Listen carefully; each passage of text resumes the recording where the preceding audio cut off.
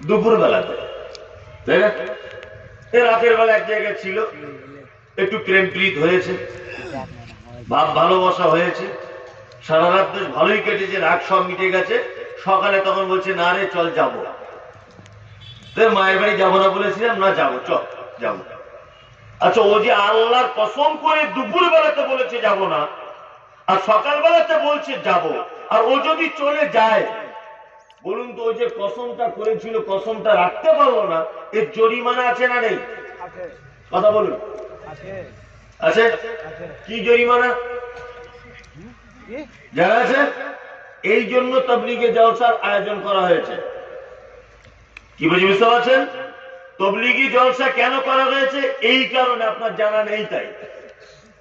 তার মানে আপনি একটা জিনিস আজকে নতুন শিখে যাবেন ইনশাআল্লাহ। এক, আমরা যারা আল্লাহর কসম দিয়ে কসম রক্ষা করতে পারি না, প্রথম জরিমানা হচ্ছে 10 জন মিসকিনকে খাওয়াতে হবে। কজন? 10 জন।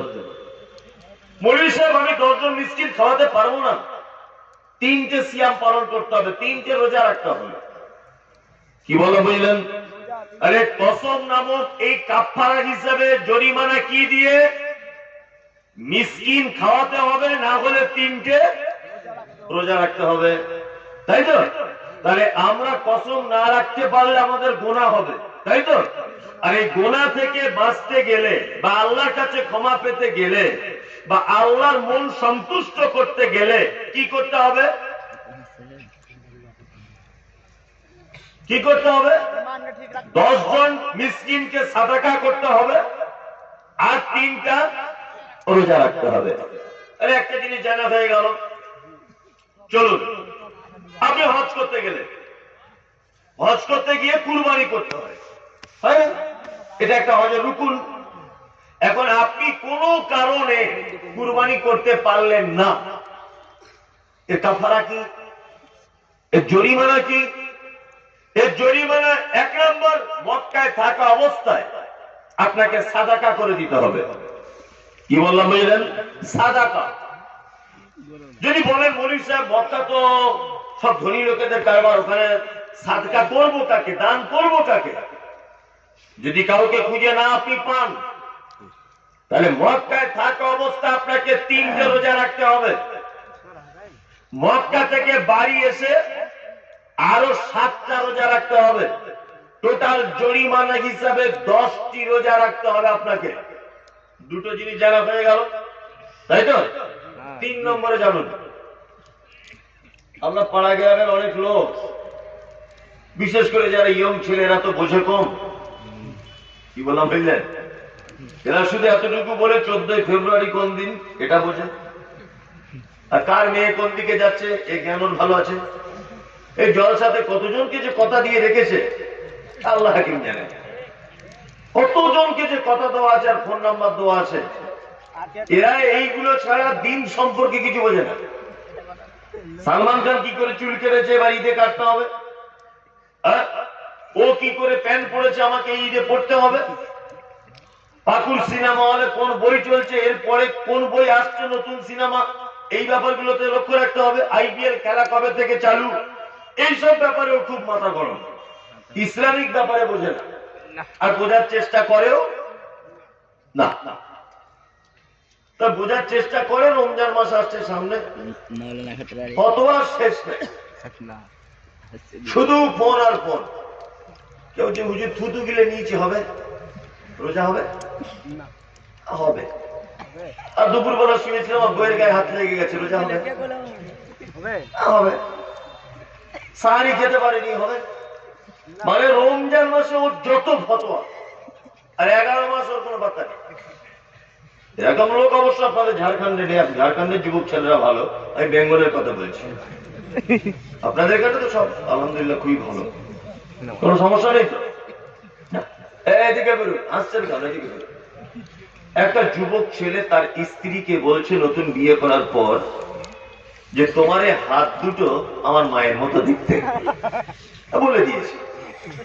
তোমার চোখ দুটো না, এটা আমার মায়ের মতো দেখতে। তুমি যখন কথা বলো তোমার এই জায়গাটা টোল পড়ে, হালকা গর্ত হয়ে যায়, এটা আমার পুরো আমার মায়ের এরকম হয়। আচ্ছা বলুন, কেউ যদি তার স্ত্রীর কোন অঙ্গ প্রত্যঙ্গ তার মায়ের অঙ্গ প্রত্যঙ্গের সঙ্গে যদি মিলিয়ে দেয়, বলুন তো এটা পাপ কি পাপ নয়? পাপ। তো কারা বলছেন পাপ? হাত তুলুন দেখি, জেনে শুনে বলবেন, কিন্তু আমি ধরবো। আর কেউ তুলছেন? আবেগ, এগুলো কি আবেগ? কি বললাম বুঝলেন? আর যেই বলেছি ধরবো, ও তুলেছিল ফোটাম নামিয়ে দিল। দেখছি তো গোলমাল, জানি না আন্দাজে তুলেছি। তাহলে এটা আপনারা বললেন পাপ, তাই তো? এবার এটা কত বড় পাপ, সুবহানাল্লাহ, আপনি অবাক হবেন। কেউ যদি তার স্ত্রীকে শুধু বলে তোমার হাত দুটো আমার মায়ের মতো, এটা কত বড় পাপ। এই পাপের জরিমানা শুনলে আপনি বুঝতে পারবেন এর জরিমানাটা কি। এক নম্বর জরিমানা আল্লাহ তাআলা বলছেন, কি বলছেন? আল্লাহ তাআলা বলছেন ফাতাহরিরু রাকাবাতিন মিন ক্বাবলি আন ইয়াতামাসসা। প্রথম জরিমানা একটা নিজের টাকা দিয়ে একটা গোলামকে কিনে মুক্ত করে দিতে হবে, গোলাম আজাদ করতে হবে। এক নম্বর শর্ত, মিন ক্বাবলি আন ইয়াতামাসসা, গোলাম আজাদ করার পরে তারপর তার স্ত্রী গায়ে সে হাত দেবে। প্রথম জরিমানা মনে থাকবে। দুই নম্বর, মনির সাহেব আমার টাকা নেই, আমি কি করে গোলাম আজাদ করব? আল্লাহ তাআলা আপনার দ্বিতীয় জরিমানার অপশন দিচ্ছেন, ফাইলাম ইয়াজিদ ফাসিয়ামু শাহরাইন মুতাতাবিআইন, তোমাকে পরস্পর 60টা রোজা রাখতে হবে। কটা? 60টা। তারপরে তোমার বইয়ের গায়ে হাত দিতে পারবে। যদি বলেন মনির সাহেব রোজার মাসে ফরজ রোজা 30টা পারি না, জরিমানা 60টা, এটা কঠিন ব্যাপার না? কঠিন ব্যাপার তো। এখানে আর একটা মজার কথা বলি, এখন আপনার বউকে এরকম মায়ের সঙ্গে তুলনা করেছিলেন, যে জরিমানা 60টা রোজা করছেন আপনি, ভালো করে বুঝবেন। ঠিক 56টা হয়েছে, একটা রোজা ভেঙে গেছে, কি হবে? আবার শুরু থেকে করতে হবে। কি বলছি বুঝতে পারছেন? এর নাম শাহরাইন মুতাতাবিআইন, পরস্পর মাঝখানে কোনো বিরতি দেওয়া চলবে না। তাহলে দ্বিতীয় জরিমানাটা আপনারা শুনে নিলেন, 60টা রোজা। মনে স্যার আমি 60টা রোজা করতে পারবো না, এমনিতেই 30টা পারি না, তাহলে আমি কি করব? আল্লাহ তাআলা বলছেন ফাইলাম ইয়াসতাতি ফাইতআমু 60 মিসকিন মিন ক্বাবলি আন ইয়াতামাসসা। তোমার 3 নম্বর জরিমানা হচ্ছে এই, যে তুমি 60 জন মিসকিনকে খানা খেলাও, তোমার স্ত্রীর গায়ে টাচ করার আগে। ওইটা করলে আজাদ করতে, ভালো করে বুঝবেন। তাহলে এই 3টে জরিমানা, দুটো কি দিয়ে মনে নেই না? মনে থাকে না, বয়স হয়ে গেছে, মনে থাকে। 5 টাকা কম দিলে বুঝতে পারে, কিন্তু ওইসব মনে থাকে না। এখনই বললাম, ভুলে গেলেন আপনি? প্রথম জরিমানা হচ্ছে একটা গোলাম আজাদ করে দিতে হবে, দ্বিতীয় জরিমানা 60টা রোজা রাখতে হবে, তৃতীয় জরিমানা 60 জন মিসকিনকে খাওয়াতে হবে, তাই তো? এবার বলুন, এর ভিতরে দুটো জরিমানা কি দিয়ে? দান, দান দিয়ে। কি বলছি বুঝতে পারছেন? আরেকটা জরিমানা কি দিয়ে? রোজা দিয়ে। কি বলছি বুঝতে পারছেন? আচ্ছা এবার বলুন, কসমের কাফারা কি? দান আর 3টে রোজা, তাই তো? কসমের কাফারা। আর হজ করতে গিয়ে ভুল হলে কাফারা কি? ওই যে রোজা আর দান। আর এইখানে স্ত্রীকে মায়ের সঙ্গে তুলনা করলে কাফারা কি? একটা 60টা রোজা, গোলাম আজাদ করতে হবে, এটা টাকা দিয়ে করতে হবে, দান। আর 60 জন মিসকিনকে খাওয়াতে হবে, এটাও দান। তার মানে বোঝা যাচ্ছে, বান্দা যত ভুল করে, যত অপরাধ করে, প্রত্যেক অপরাধের জরিমানা হচ্ছে সিয়াম আর দান। তার মানে বোঝা যাচ্ছে, আল্লাহর রাগকে থামাতে গেলে, আল্লাহর রাগকে মেটাতে গেলে, দুইটা জিনিস আল্লাহর রাগকে মিটিয়ে দিতে পারে। কটা জিনিস? দুইটা জিনিস।